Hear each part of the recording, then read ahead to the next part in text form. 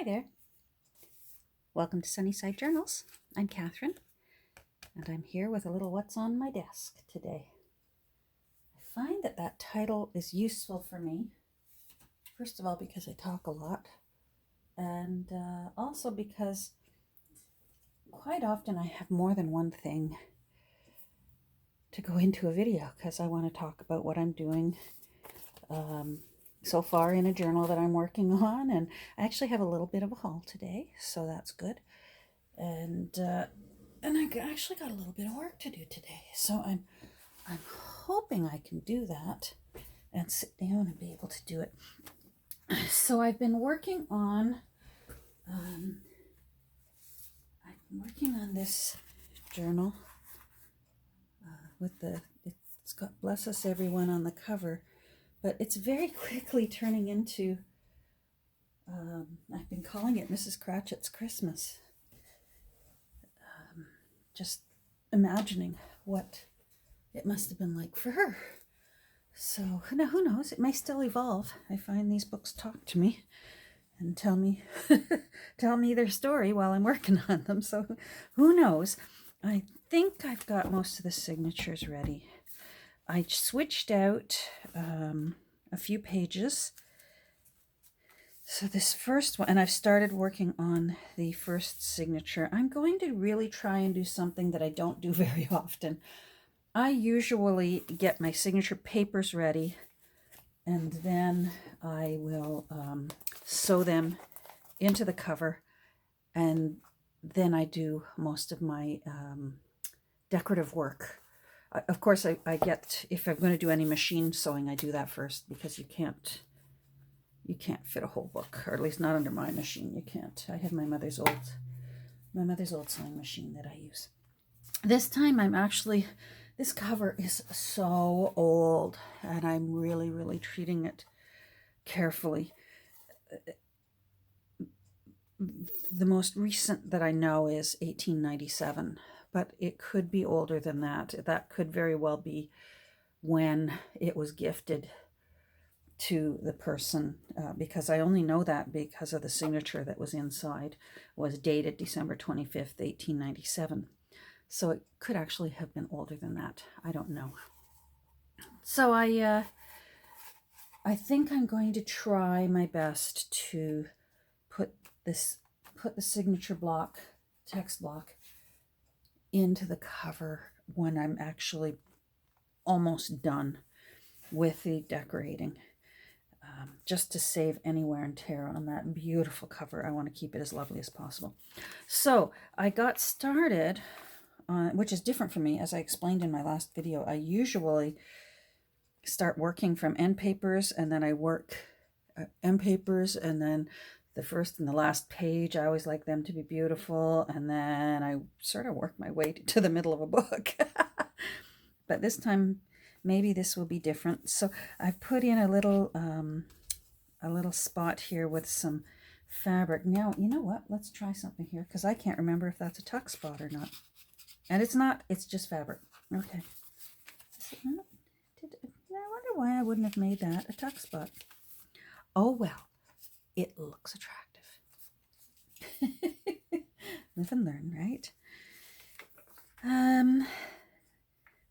I did a little bit of hand sewing here along the edge, because I figured Mrs. Cratchit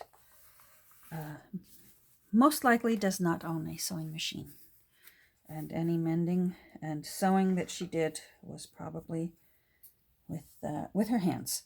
So I sewed that by hand, and I also we're going to put this in today. I sewed this by hand, and I learned a little technique that looks really pretty, and I learned it from Nancy at Wishes and Weeds. She has a different ruler, but I discovered that this ruler has the same thing. If you have one of these Tim Holtz rulers that has the 0 in the center, you'll notice that you have got, hold on, and I noticed it by accident, because I actually went out. Nancy, I went out everywhere. We have a little quilting store in town. I went to a few stores to try and find, you've got that ruler, that little square ruler that's got the holes in it. and I couldn't find it anywhere. Not only could I not find it anywhere, but none of the ladies knew what I was talking about. And then one day I was using this ruler and I noticed, oh my goodness, it's got little holes all here along this edge. Here, I'll show you. I'm going to do this very quickly. See? I'm going to stand up so that I can make sure you can see. See? And that way you have perfectly measured stitches, and then you can do your hand sewing in and out, and it looks really cool. So, in case any of you are like me out there and you've got one of these great rulers and didn't realize that it has those teeny tiny little holes right along there. So, very cool, very handy. Anyhow, so I used that. I used that here. And I used that here. I'm going to put a little tab and some fabric.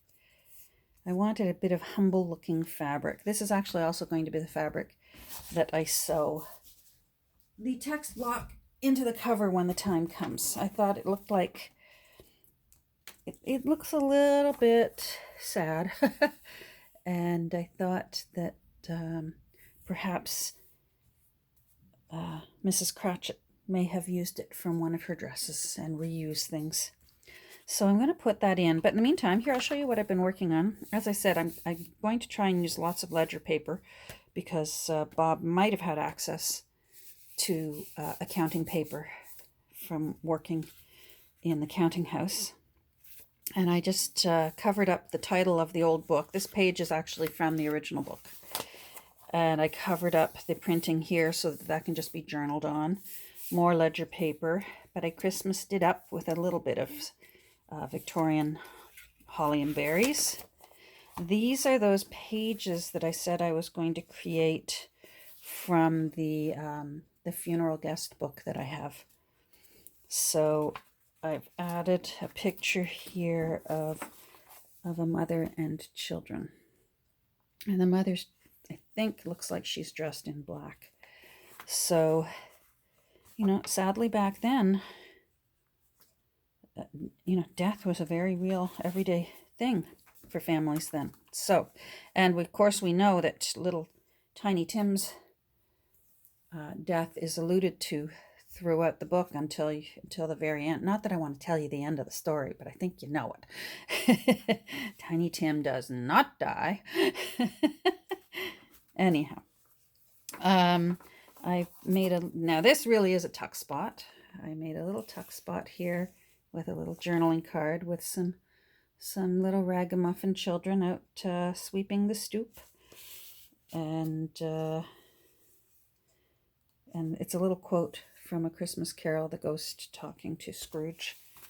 So, and I've added in again music from out of an old hymn book that I have, the check registry paper, and then lots of blank space. I don't want to take over this book too much. I'm going to really try and control myself. Here's the other side of the funeral guest book that I have. So I put in this very lonely looking old church and the graveyard around it, which I think is very pretty. I'm one of those weird people. I love cemeteries. I love going to cemeteries. I love seeing where my ancestors are and reading their headstones and taking pencil etchings of them. Here's a little pocket that I've made. I haven't put anything in it yet, but there we go. I'm going to turn that lamp off. It might be making a glare. Hopefully that's better. It's kind of overcast here today. I'm not getting a lot of light from my window is right above here. But let's see. Anyhow, so I'm going to come up with something to go in there. Probably an index card. Or maybe, someone, my crafty crush, gave me some index cards that are actually accounting. They've got journaling columns on them. I think I'm going to put one of those in there. All right, this is the page I want to work on here. I'm just going to do a quick little thing because I made this little end that I want to put right there. And then, although it's frayed there, I do want to put a word snippet there and a word snippet on the other side. So let's do that first. This is how I did it. So, and then now I can just glue this. Because it's paper onto paper, I'm going to use my favorite glue, which is the art glitter glue.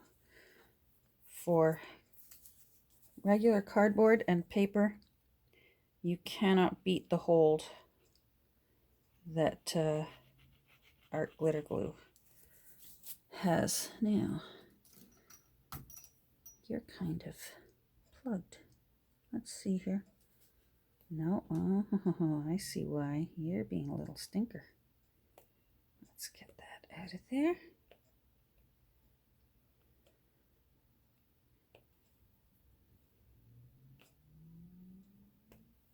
All right, let's try again.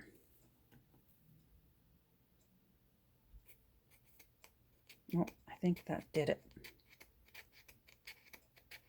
Jeepers, it's like plunging a toilet.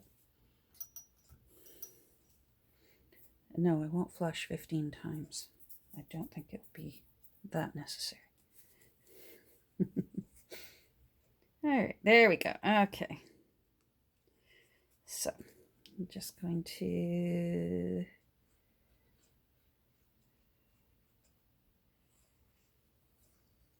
There. All right. Oh, get those threads out of the way. But I think it will be... Yes. It would be easier if I do it this way.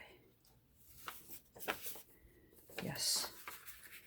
Because I want it to go behind this page. But you have to be sure you've got it right the first time with this glue. Because, boy, there's no taking it off. There's no... Oops, I fudged that up. Let me try that again with art glitter glue. It's on there. All right.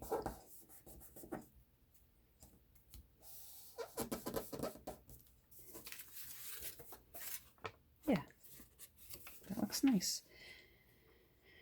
Okay. Now, I'm really in the mood for some word snippets. So let's dump these out and take a look. These are sort of my Christmas word snippets. I raided an old Little House on the Prairie, the Christmas chapters, and I raided an old Little Women. I don't, if it's a really good book, I don't always discard the text block after I've used the cover. All's well that ends well. This might be something that I do later, because this could take a while. Very happy. Long time ago. Oh, joy. It was a long, long, long... Soft as velvet. Okay, I don't want a big one, because it's got to be able to fit on there. So that limits the Little House. No. Let's see if there's any small ones here. You can tell it was Little House on the Prairie. You can see the other side of Garth Williams' illustrations. Still and quiet. Oh, I like that. Softly. Oh, I like that one too. Snug and safe. Singing.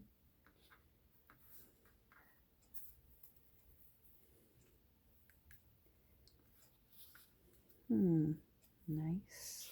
Whisper.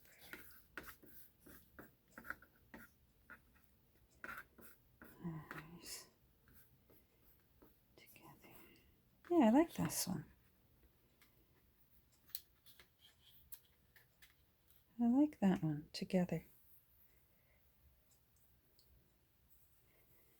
I like that one because I've always felt we moved a lot when we were raising our children for various reasons. And I always felt like as long as we were together, it was home. Whether it was grand or whether it was humble, we were together, it was home.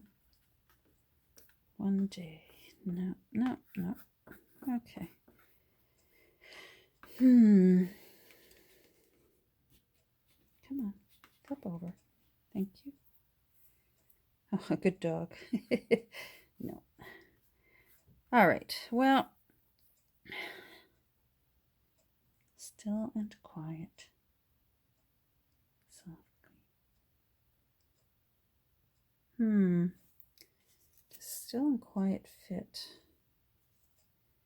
It does. All right, I'm going to go with together on one side and still and quiet on the other side. All right. So,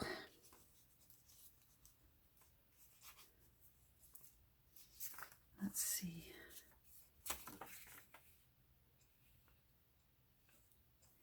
I think I want together on this side. All right.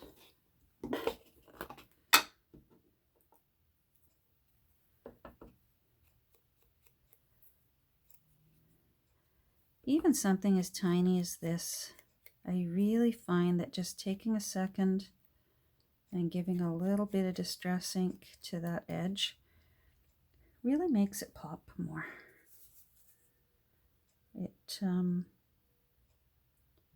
And I think it also, boy, I waited too long. I didn't put my little needle back in. Yeah, you are right. I think it also really, what's the word I'm looking for? Verifies that it's indeed a word snippet from a book. Oh boy, I'm almost dropping that. As opposed to me printing it off of, typing out some words and then printing them off and cutting them up. This actually is out of a book. So I think that really makes it look like it. There. And I love the charm of word snippets. And I really, for me, I don't stress too much about making sure that they're absolutely even, north, south, east, west sort of thing. I think there's a really nice charm if they're a little bit crooked. So that doesn't bother me at all. If it's a little crooked, I think it lets people know that I actually sat here at my desk and I put glue on the back and I popped it down myself.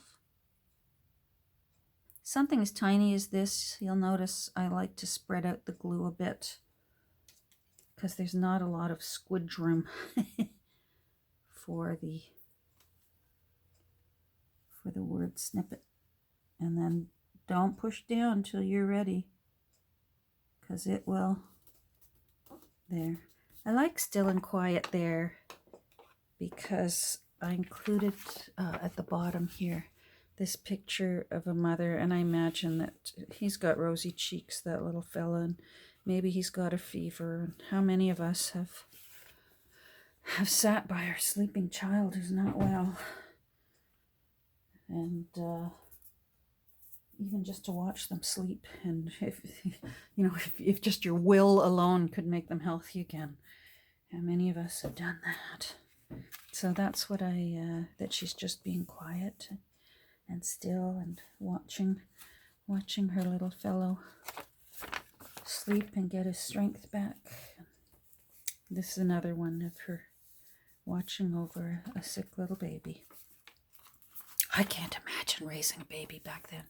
No antibiotics. Oh my goodness.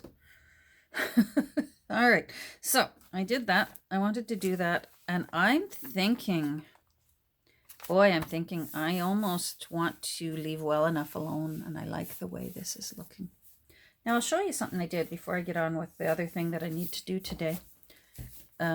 For the 5th signature, or stave, I'm imagining that Scrooge has had his enlightenment and his reckoning and his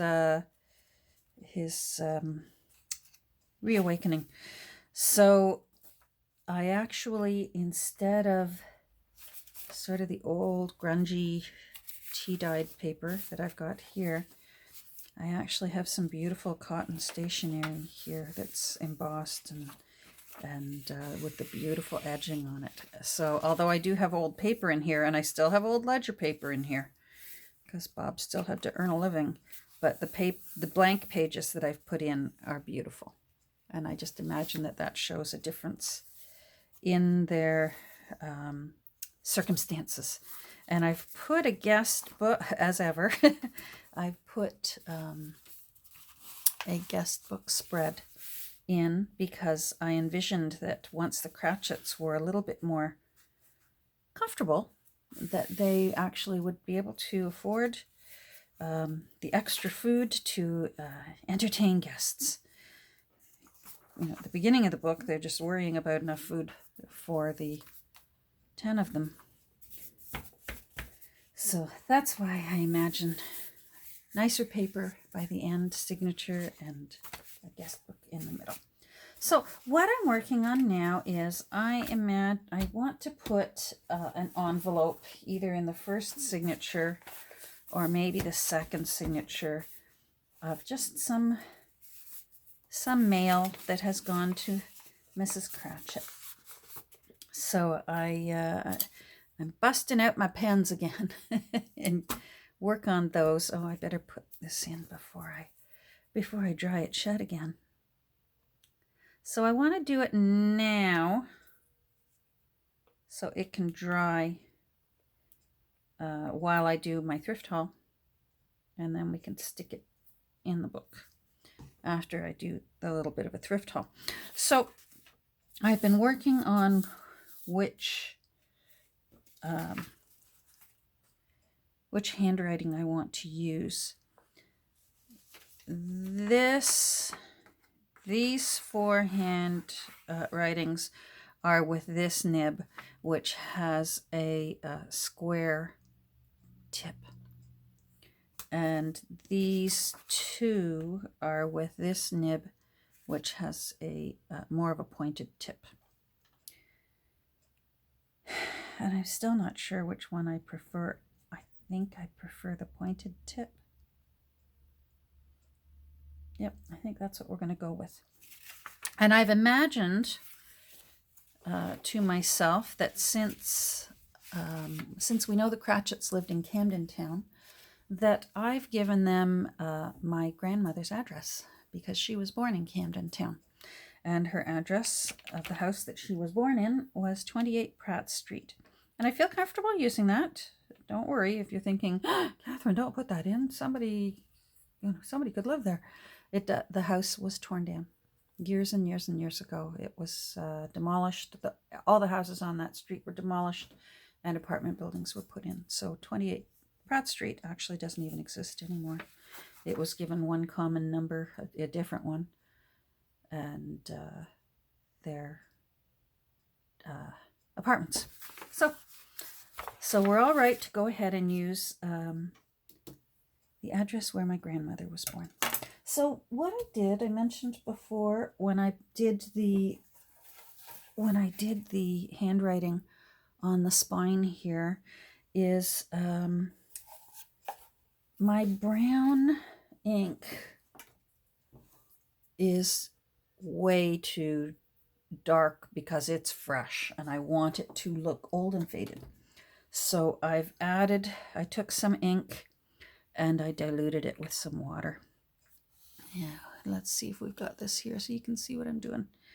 I've got it in sort of the lid of a mason jar. It's sort of a pittance of, actually I should leave this covered for now. It's my attempt at a bit of an insurance policy so that I don't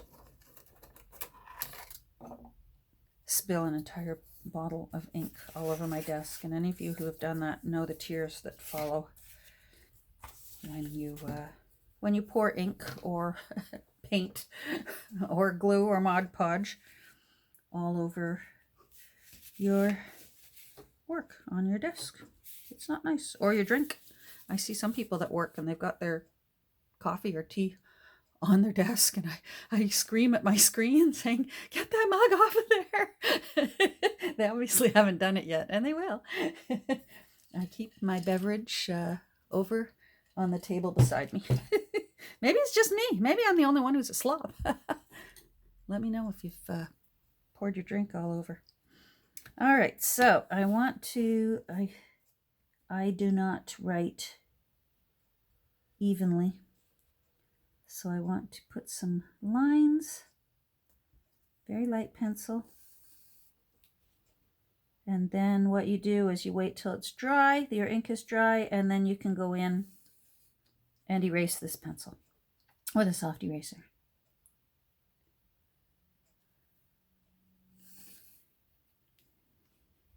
I learned how to write with pen and ink when I was in 2nd grade.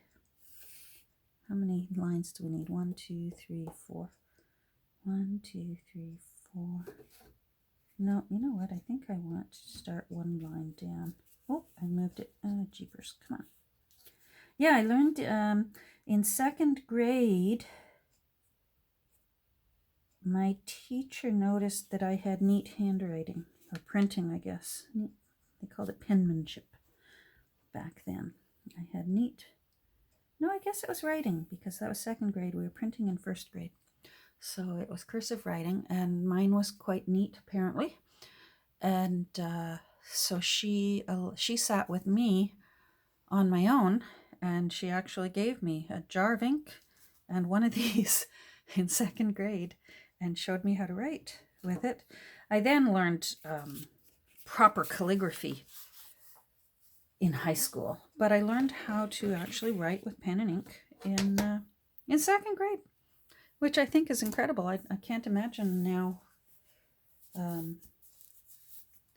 with 2nd graders allowing them to work with pen and ink. So let's see here. Hold on. Let me get my blotting. And I want to play with this a little bit first to get a feel for it. You go there. I guess I better stand up and make sure that I'm in. Yep, I am. All right, let's see how that is. Yep, that's good. All right, this pen, let me show you. It has a special little, come on, you can do it. No, you're not going to do it, are you?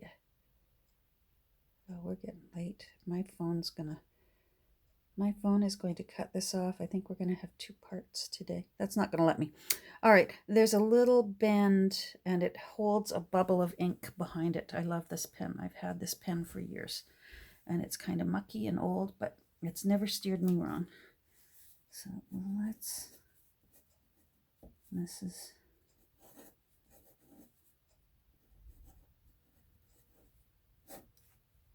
All right, let's give it a go. The only way to do it is to just do it, right? That's why I've got a few here. All right, Mrs. Robert Cratchit, let's send you some mail. I'm imagining that her friend from somewhere else, or perhaps a sister. So...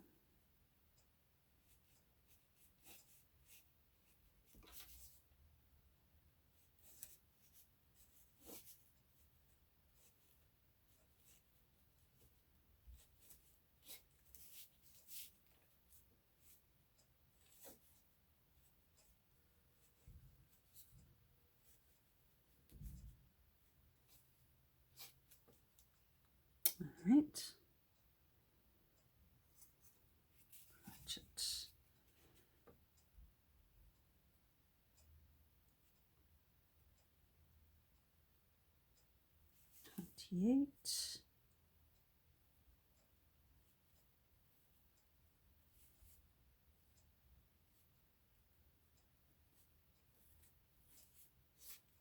That's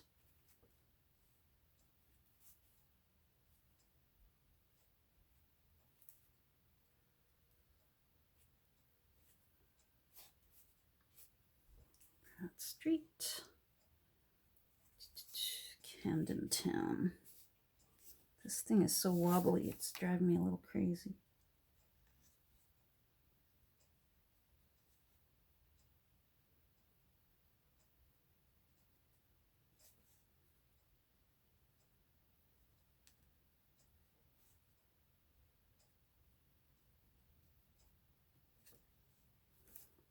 London.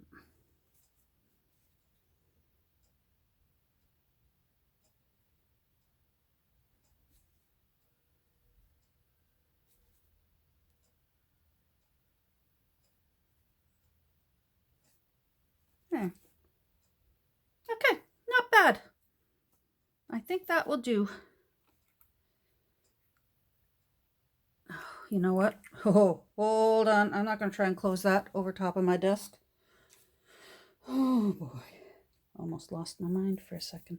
Let's take a look, and then I'm going to make part 2. So there we go, Mrs. Robert Cratchit. You're going to get some mail. All right. I'm going to stop right here, and I'm going to start again and do part 2. So I'll see you soon. Bye.